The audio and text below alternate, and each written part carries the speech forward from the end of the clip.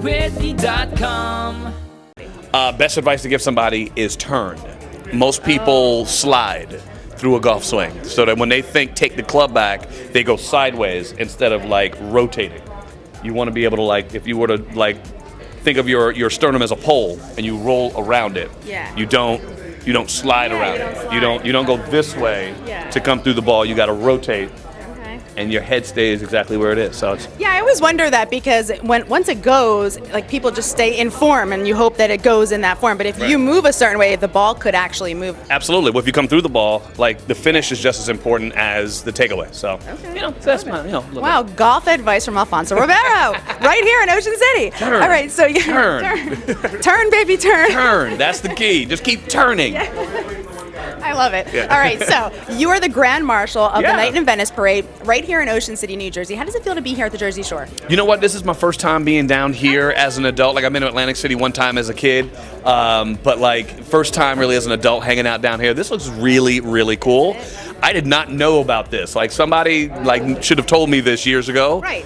When I could have enjoyed it when I was not famous. Yeah, because you walk down the boardwalk, everyone's like, oh my God. Walk down the boardwalk, you know what I mean? So there's that's the problem. Like, I saw all the bikes and stuff. I was like, man, it'd be cool to ride a bike. No, it wouldn't. It's true. Well, you know what? You could always just do it and be incognito. Yes. Michael Jackson used to do that. He would go incognito. He would be in a convertible car in New York City, riding the streets. Nobody knew it was him. Well, but still in a car, you're protected. You know what I mean? In a bike, somebody want to get you, they might just, throw something at your spokes. Yeah, you're right. Aw, not to you, though. Oh, my gosh. Well, the good thing is that they're not drinking out here. Yeah, so that's what I'm saying. It's a dry town. Right, it's a dry town, so at least this way nobody will do, like, the super dumb. That's true. Right? We were just talking about that, walking up. We're like, it's a dry town. It's a great crowd out here. Yep. So you did mention Atlantic City. What's some of your memories? Because that's where I was born. That's where I'm from. So talk to us about Atlantic City. I actually performed with Diana Ross.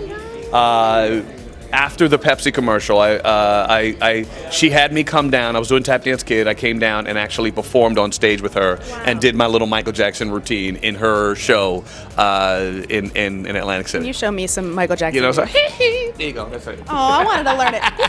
I wanted to do it. Oh! Yes! There you go. Oh my God, I love it.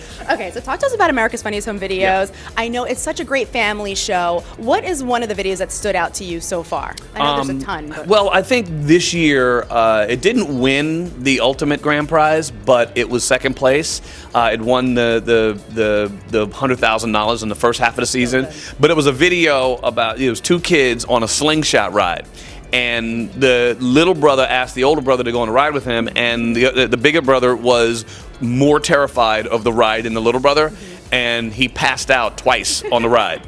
So, but he kept waking up and realizing that he was still on the ride and then passing out again. It was great. It was to me, that was the best video ever. That would happen to me on a slingshot ride. I'm not kidding. It wouldn't happen to me. I'm good. I'm good. I'm good on a ride, but I could see it happening. Yeah, right. And that's funny. Yeah. Okay. And you have a family yourself. What about you? If you had to submit one of your videos of your family for America's Funniest Home Videos, what would the scenario be? I think right now we're actually putting together a package for this season of things that my kids have done. Okay. And I think there's one video where my daughter is a gymnast, so she was doing a handstand and my little one ran underneath her.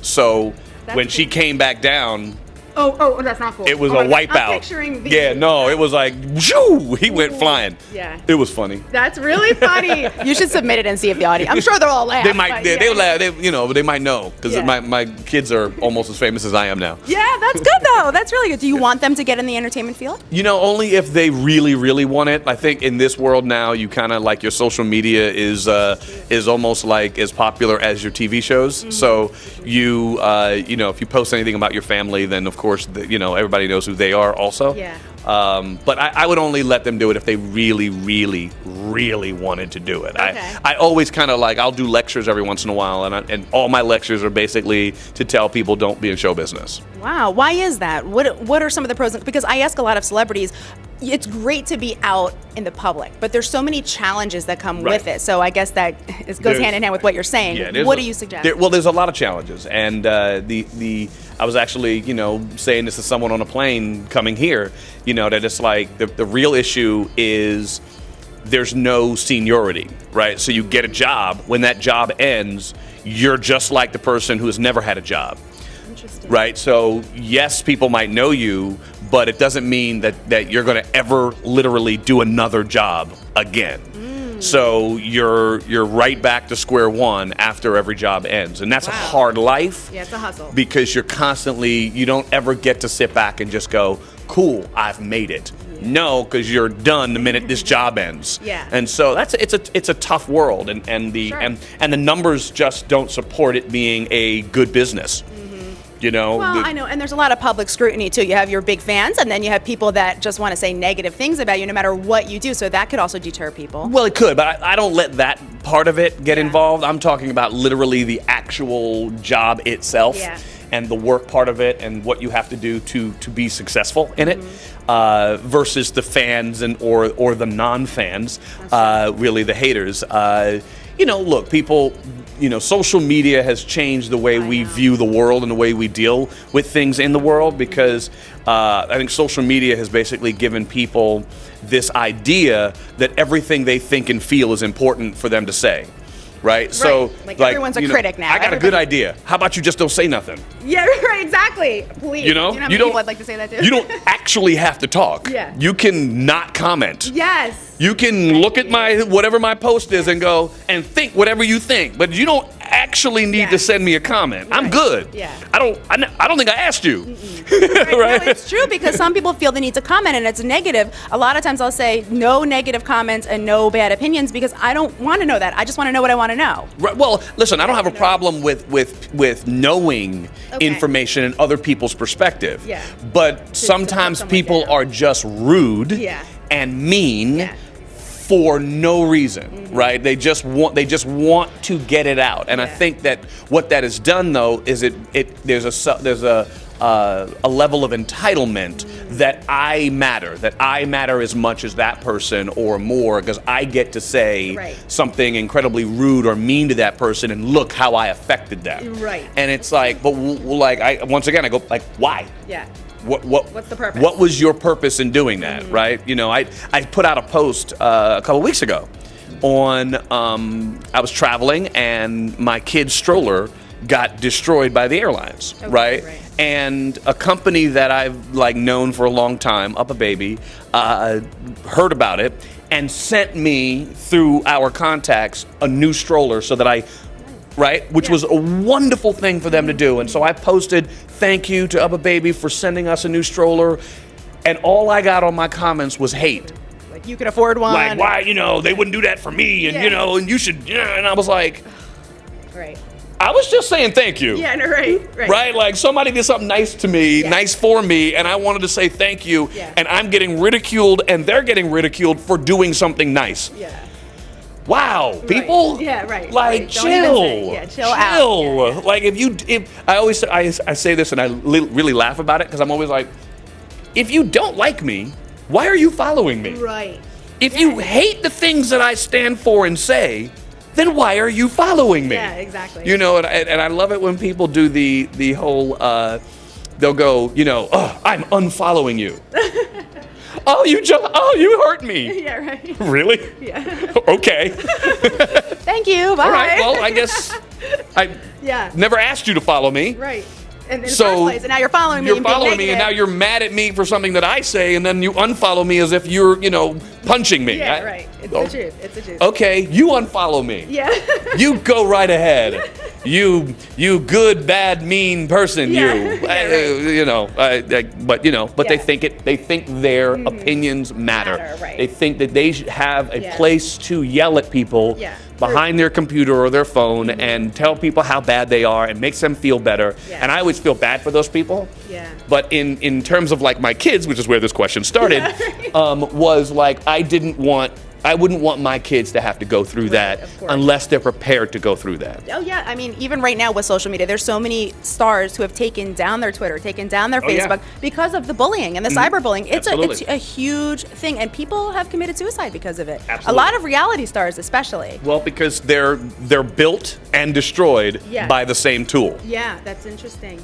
And so they build themselves up to be these popular, reality stars, and then those people turn on you because you do one thing that they didn't like, Yes. and all of a sudden they want to destroy you. So, you know, it's a double-edged sword. You deal with it. It's not for everybody. Yeah, that's true. And I mean, just talking about you personally, you're kind of like an anomaly, I think, in the celebrity world because you just have this really good aura about you. You've always had a positive image. You know, America's Funniest Home Videos, Carlton Banks, you know, Dancing with the Stars on Broadway. Right. How did you kind of navigate through that? Because you've been around a lot of different celebrities who haven't always been the best. How did you get through that? I would say the way that I got through it was because I had a dad who was a cop. Oh, nice. Yeah, you law don't enforcement wanna in your house Yeah. will really make you do right stuff. Yeah. I mean, you had also said that your parents really helped enforce your career and helped you get to where and guide you, and they really supported you too. So I think that's important for people to know. I think you know the if you look at the child stars that have had the most difficulty in their lives, you'll notice that there's one similarity with all of them, and that is parents that are not, let's just say, the best parents in the world. Right. And that meaning that they're not engaged, that they're not making you make good decisions regardless of whether you like it or not. You know, like you have to deal with a teenager like a teenager. A teenager wants something. Yeah. It doesn't mean that because they have the money to get it that they should get it.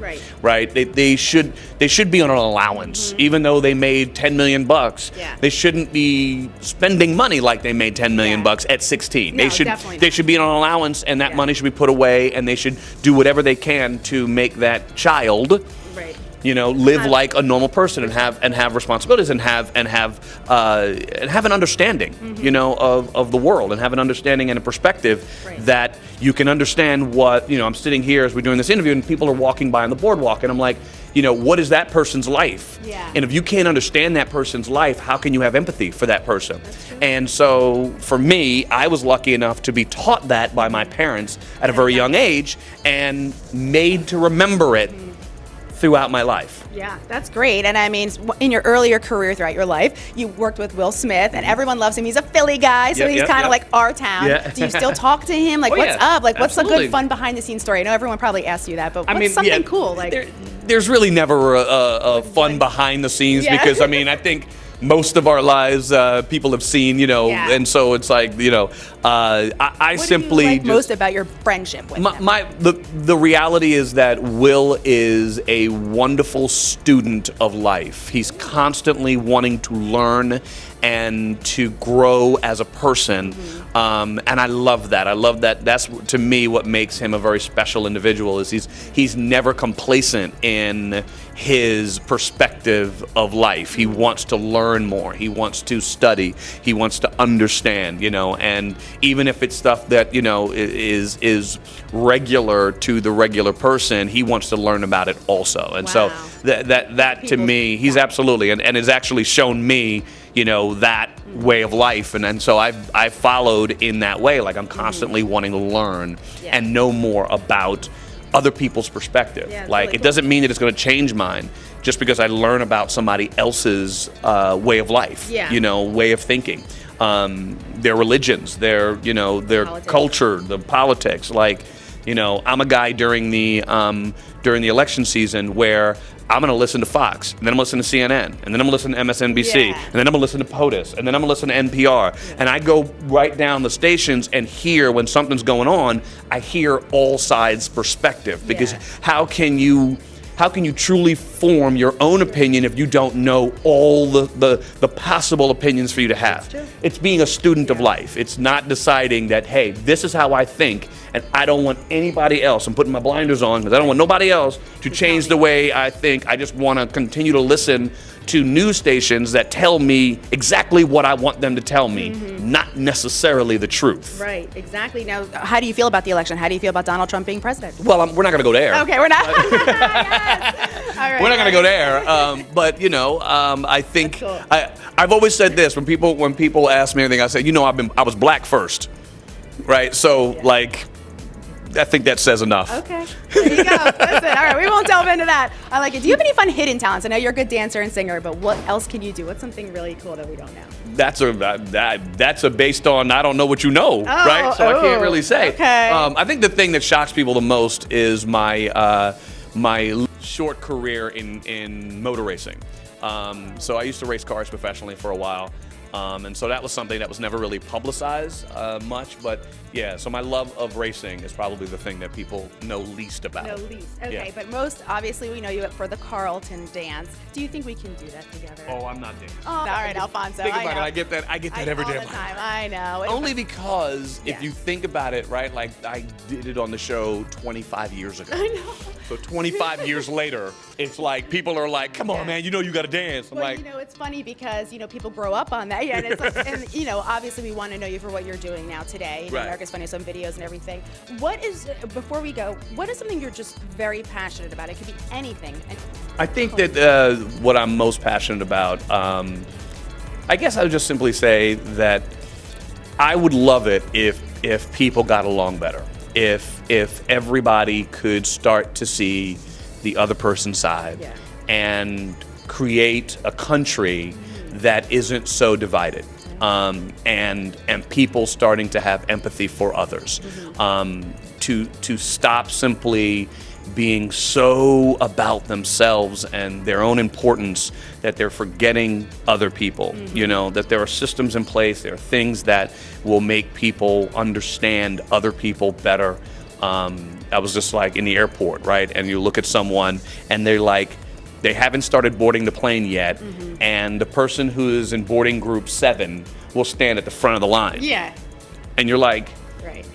What are you doing? Right? Why can't you just go? so with the flow? you do realize you are a roadblock. Yeah. For what reason? Yeah. Like, why do you feel the need to stand at the front Yeah. and make everybody have to go around you Right. to get on a plane? You don't care Yeah, about other people's reality, like the fact that they're going to have to now go around you and that you've messed up the system here because you are so unaware Yeah. of They your don't care. surroundings Yeah. and you don't care. And those things to me drive me nuts because I'm like, it's such an easy thing. Yeah. It's such an easy thing to be able to say, hey, this person's going through a tough moment, or this person's going through a great moment, and I can feel for you, and I can feel with you, and I can help you. And there was a woman, and it was the first time she was traveling with her infant. Oh, gosh. Right, and she has the stroller, and the kid's like starting to get upset, and I'm like, and all she needed was a kind word, right? Oh, it's gonna be great. You're gonna be great with your kids. Especially from Your you. kid's gonna be awesome. Like, don't even worry about it. Like,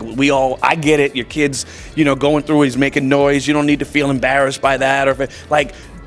That's just something that's like, that woman just needed to hear something to feel a little bit better about getting onto this plane. Having more compassion. Yeah.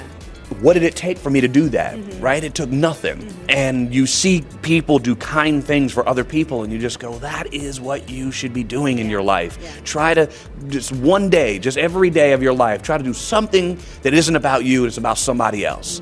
And if everybody did that, how much better would our society be? Like, the divisions that we have, race divisions, age divisions, religious divisions, man, just let's all have better understanding for each other. And I think that our country would be in a much better place if we did it. Wow. So I'm passionate about it. Yes, that is words of wisdom from Alfonso Ribeiro, guys. Really fast, are there any reality shows that you watch? I guess Dance with the Stars as a Okay. kind of a reality Yeah, show. okay. My wife makes me watch The Bachelor and Bachelorette. Okay. Yeah, How do you feel about it makes right me- now? I didn't watch the last few weeks, so I don't Okay. know what's going on. Oh, I just I won't tell you. I just know that she's close to making, Yeah. or she's already done it. Yeah, But still, what for we us see. knowing, Yeah. who she picked, I guess. But Yeah. I get kind of forced into that. Okay, that's cool. I like that. It's not by choice. Trust me. Okay, that's fine. It's on in the bedroom, and I'm like, I really would just rather go to sleep, Yeah. but I guess I gotta listen to this girl decide Yeah, in a which one? really fake reality who she's gonna marry. Yeah, right. Oh, God, I love it. Well, there you go, guys. We heard a lot from Alfonso Ribeiro today. He is the Grand Marshal of the Night in Venice Parade right here in Ocean City, New Jersey. You have to watch our interview. Thank you so much for Thank coming you. to the Jersey Shore. Absolutely. And thank you guys for watching. Please follow GoToWhitney and the City Pulse. Bye, everybody. See ya.